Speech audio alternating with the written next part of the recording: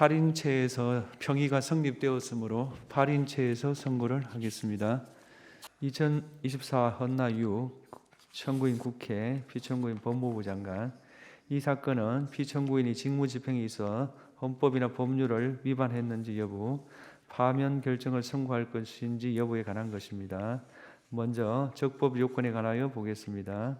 이 사건 소추 의결서에는 서울 동부구치소 내 구검시설 마련 지시, 삼청동 안가회동, 국회의 자료 제출 요구 거부 관련 각 소추 사유에 대해 다른 사실과 구분할 수 있을 정도의 구체적 사정이 기재되어 있으므로 이 부분 소추 사유가 특정되지 않았다고 볼 수 없습니다.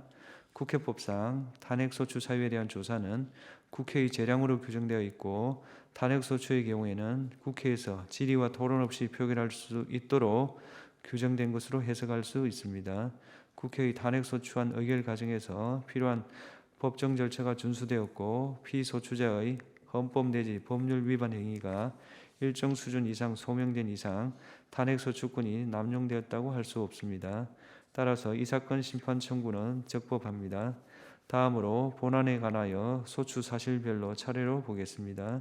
첫째로 피청구인이 대통령의 내란죄에 가담한 행위에 관하여 보겠습니다. 이 사건 기록상 피청구인이 대통령의 비상계엄 선포 결의를 강화하거나 그 실행을 용이하게 함으로써 비상계엄 선포에 가담하였다거나 국회의원 등을 불법 구금하기 위하여 서울 동부구치소 내에 구금시설을 마련하도록 지시함으로써 비상계엄 선포행위의 중요한 실행행위를 분담하였다고 인정할 증거 또는 객관적 자료가 없습니다.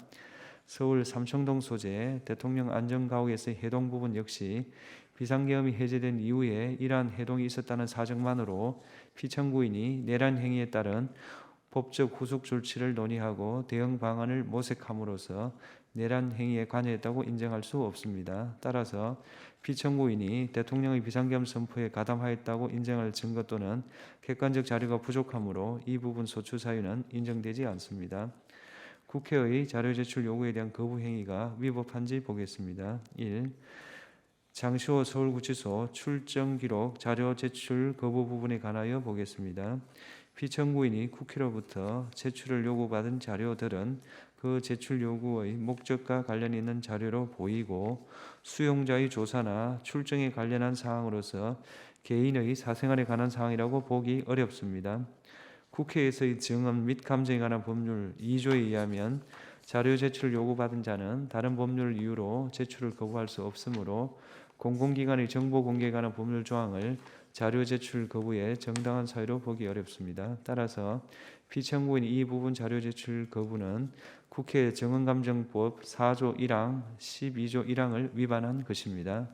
2. 대전지방검찰청의 10년간 특수활동비 사용 내역 관련 자료 제출 거부 부분에 관하여 보겠습니다.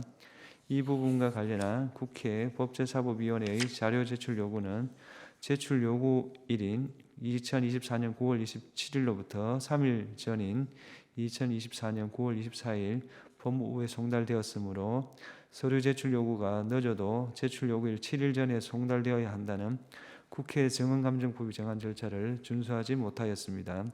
그렇다면 부적법한 제출 요구에 대하여 거부한 피청구인의 행위가 국회 정언감정법에 위반된다고 볼 수 없습니다. 3.